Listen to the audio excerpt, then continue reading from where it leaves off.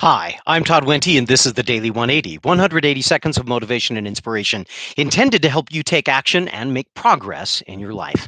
This is episode 491 of the Daily 180, and today we're going to be talking about another either or. We're going to be talking about frustrated or inspired.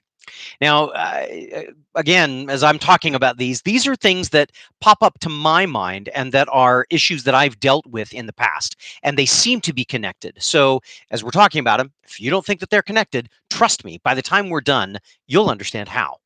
Give me about 3 episodes. This episode, want to talk about frustrated, want to talk about inspired, want to talk about together what they can mean and how we can work with them to have them make some difference, and maybe how just the flip of a coin can change everything about the way that we look at things.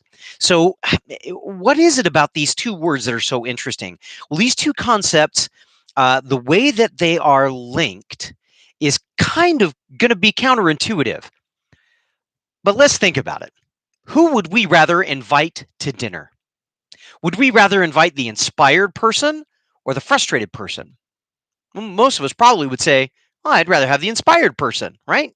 We'd rather have somebody happy, enthusiastic, and somebody who's really excited about what's going on in their lives. But think about it. Do we really? I mean, when you've got a list of all the people that you could invite, do you think to yourself, who's the most happy, enthusiastic, inspired person that I know? And let's invite them. Chances are, the answer is no. Chances are, most of the time, we invite people that we know, regardless of whether they're inspired or frustrated about anything, right? And then what do we find out? Most of the time, when we're sitting around dinner waiting for the hors d'oeuvres to arrive or waiting in between courses, they brought the salad and now we're waiting for the chicken. And somebody says, boy, you know what really bugs me? And we are right into frustrated, aren't we?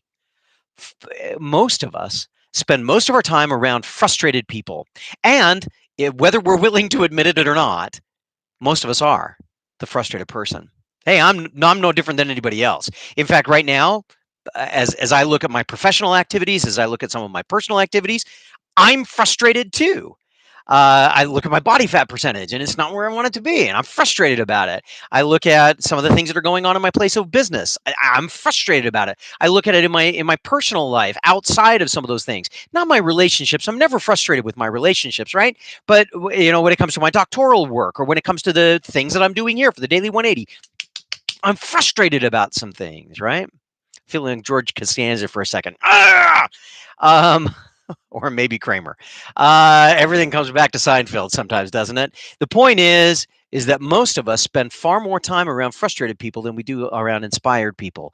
But it doesn't have to be that way. And the reality is that there's probably one little thing that we can do that can change everything from dealing with mostly frustrated people to mostly inspired people. As we go through this over the next couple of days, I think you're going to I think you're going to catch my drift, and you're going to understand how something as simple as maybe just a flip of the coin could make all the difference in the world. If I've got you intrigued, good. Maybe it'll make you frustrated enough to show up for the rest.